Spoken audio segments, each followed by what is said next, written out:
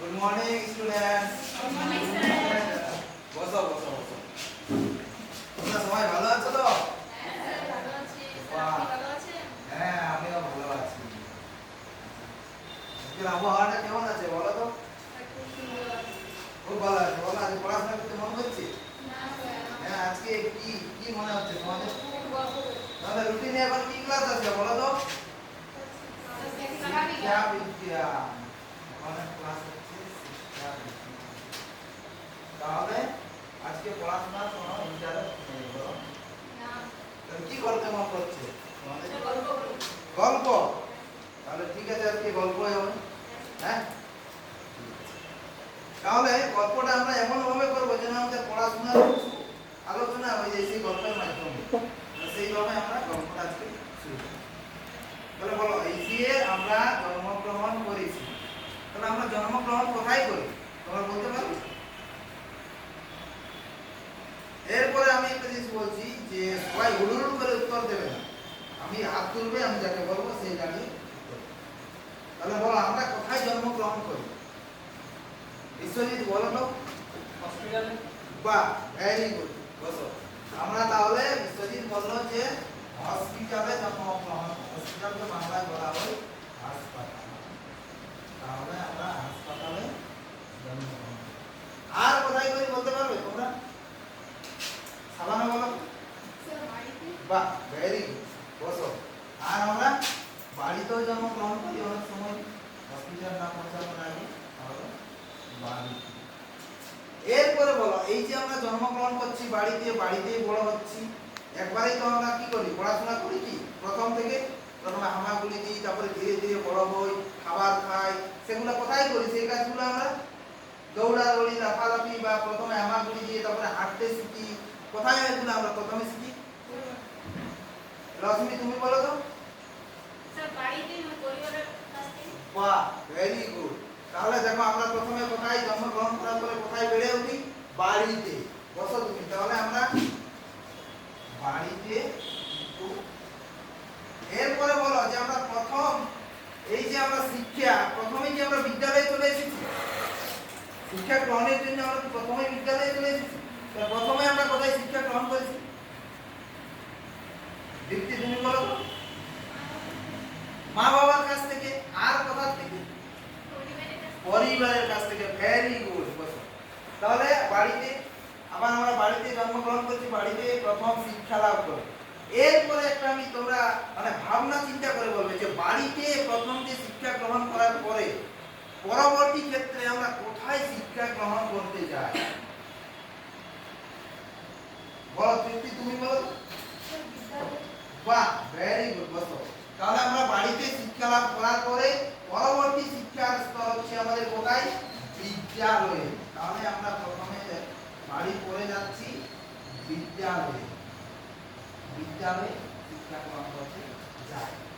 এরপরে এই যে আমরা বিদ্যালয়ে শিক্ষা গ্রহণ করতে যাই, এই বিদ্যালয়ে শিক্ষা কি কোনো আমরা যে কোনো সময়ই যেতে পারি? যে না রাতের বেলায় যদি মনে হলো যে আমরা বিদ্যালয়ে যাব, রাতের বেলায় কি বিদ্যালয়ে চলে যাই? তার তো একটা কিছু সময় আছে কি? হ্যাঁ বাহ, তাহলে লক্ষ্মী তুমি বলো তো, বিদ্যালয়ে কি সময় আছে? স্যার 10:30টায় আমরা বিদ্যালয়ে আসি। বাহ, আমরা 10:30টার সময় বিদ্যালয়ে যাই। আর বলো। স্যার আমাদের পড়ার জন্য কিছু বই আছে, সেই বইগুলো আমরা পড়ি। আচ্ছা, মানে নির্দিষ্ট সময়ে আমাদেরকে বিদ্যালয়ে যেতে হবে। ধরো আমরা সকালে ঘুম থেকে উঠে তো বিদ্যালয়ে যাই না, আমরা সেই 10টা বাজে, তারপরে খাওয়া দাওয়া করে নাস্তা করে তারপরে আমরা বিদ্যালয়ে যাই। এরপরে সেখানে আমাদের পড়ার কিছুগুলা বই আছে, নির্দিষ্ট বই আছে, যা খুশি বই নিয়ে যাই কি না? তাহলে তুমি বসো। এরপরে বলো, তাহলে সেখানে কি হচ্ছে, আমাদের নির্দিষ্ট নিয়ম আছে যে যে কোনো সময় আমরা কিন্তু যেতে পারি না। আর হচ্ছে সেখানে পড়ার কিছু নির্দিষ্ট বই আছে, নির্দিষ্ট, যেটাকে আমরা ভালোভাবে যদি বলা হয় তাহলে এই যে নির্দিষ্ট বই, সেই বা নির্দিষ্ট যে নিয়মাবলী, সেগুলো বলা হচ্ছে নির্দিষ্ট পাঠ্যক্রম করা। নির্দিষ্ট পাঠ্যক্রম আছে। এরপরে তোমরা এই যে যদি বলছি যে বই আছে, ঠিক আছে, শুধুমাত্র বই এবং নির্দিষ্ট সময়, ওইটুকু সীমাবদ্ধ কি বিদ্যালয়ের মধ্যে? আর আমরা কি করি বিদ্যালয়ে গিয়ে? ব্যক্তি বলতে পারবে? খেলাধুলা করি। আর কি করি? পড়াশোনা করি বা গল্প করি, পড়াশোনা করি, টিফিন খাই, হ্যাঁ বসো। তাহলে এই যে আমাদের ধরো বিদ্যালয়ে যাচ্ছি, বিদ্যালয়ে যাওয়ার নির্দিষ্ট সময় আছে, নির্দিষ্ট পড়ার বই আছে, তারপরে নির্দিষ্ট কি আছে, আরেকটা কি জিনিস আছে, ভালো জিনিস আছে, বলতে পারবে কেউ যে বিদ্যালয়ে কতই বা বলো তো? নির্দিষ্ট টাইমে ছুটি হয়। আবার একটা জিনিস দেখবে যে নির্দিষ্ট, বলো তুমি বলো, নির্দিষ্ট পোশাক পরিচ্ছদ আছে এবং আরেকটা কি বসো তোমরা, আরেকটা ভালো জিনিস আছে, একটা নির্দিষ্ট সময় সারণী আছে, যে যে কোনো সময় কি যে কোনো আমাদের ক্লাস হয়ে থাকে না, নির্দিষ্ট টাইম টেবিল আছে, একটা রুটিন আছে। তাহলে নির্দিষ্ট রুটিন মাফিক আমাদের ক্লাস কিন্তু হয়ে থাকে। এরপরে এই যে আমরা বিভিন্ন ধরনের বলছি যে নির্দিষ্ট বই, নির্দিষ্ট নিয়মাবলী এবং নির্দিষ্ট পাঠ্যক্রম, তাহলে এই যে আমরা এই শিক্ষাটা বিদ্যালয়ের মাধ্যমেই কিন্তু পেয়ে থাকি। এটা বাইরে কি হয়, খেলার মাঠে গিয়ে এই যে নির্দিষ্ট বই, নির্দিষ্ট পাঠ্যক্রম, নির্দিষ্ট সময়বলী থাকে, আমরা বিকেল হলে যে কোনো সময় খেলার মাঠে খেলতে যাই, তার কোনো সময়সীমা থাকে না। এবার সকালেও মন গেলে কোনোদিন খেলতে যাই, আবার রবিবার দেখবি যে বিদ্যালয়ে ছুটি থাকলে সেখানে কিন্তু আমরা কি করি, রবিবারও মাঠে খেলতে যাই।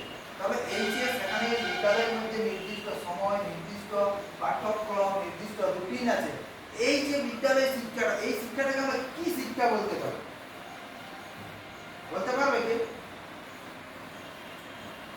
বলো তৃপ্তি, তুমি বলো তো।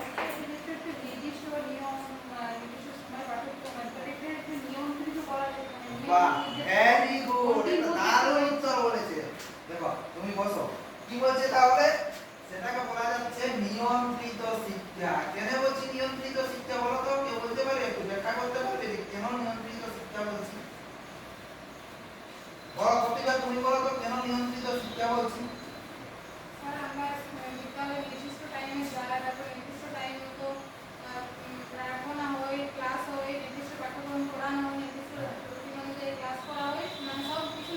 মানে সমস্ত কিছু নিয়ম কানুন মেনে একটা বিধিবদ্ধ আছে, যে যে কোনো সময় হুট করে আমরা বিদ্যালয়ে যেতেও পারি, আবার বিদ্যালয়ে ছুটি হওয়ার পূর্বে যদি বাড়ি যাব তখন কিন্তু যেতেও পারি। এই যে একটা মানে প্রশাসনিক কাঠামো বা নির্দিষ্ট নিয়মাবলী মেনে আমাদের যেখানে পড়াশোনা হয় বা যেখানে শিক্ষা গ্রহণ করে থাকি, সেই যে কাঠামোটাকে সেটা আমরা বলছি, সেই শিক্ষার পরিবেশটাকে বলছি আমরা নিয়ন্ত্রিত শিক্ষা। বসো তুমি বসো। তাহলে এই যে নিয়ন্ত্রিত শিক্ষা, এই আজকের আমাদের আলোচনার বিষয় হচ্ছে নিয়ন্ত্রিত শিক্ষা। তাহলে এরপরে তোমরা বুঝতে পারলে যে নিয়ন্ত্রিত শিক্ষা বলতে কি বোঝা যাচ্ছে, যে সেখানে আমাদের নির্দিষ্ট নিয়মাবলী, নির্দিষ্ট পাঠ্যক্রম এবং নির্দিষ্ট সময়সীমা সমস্ত কিছু কিন্তু পূর্ব নির্ধারিত, সেই যেখানে যে শিক্ষাটা আমরা গ্রহণ করি সেটা হচ্ছে নিয়ন্ত্রিত শিক্ষা। এইখান থেকে তোমাদের যদি কিছু প্রশ্ন থাকে তো তোমরা বলবে। কিছু প্রশ্ন নেই, তাহলে বুঝতে পারছো আজকের পাঠ। এরপরে নিয়ন্ত্রিত শিক্ষার বৈশিষ্ট্য কি সমস্ত আছে বা কি সমস্ত সুবিধা অসুবিধা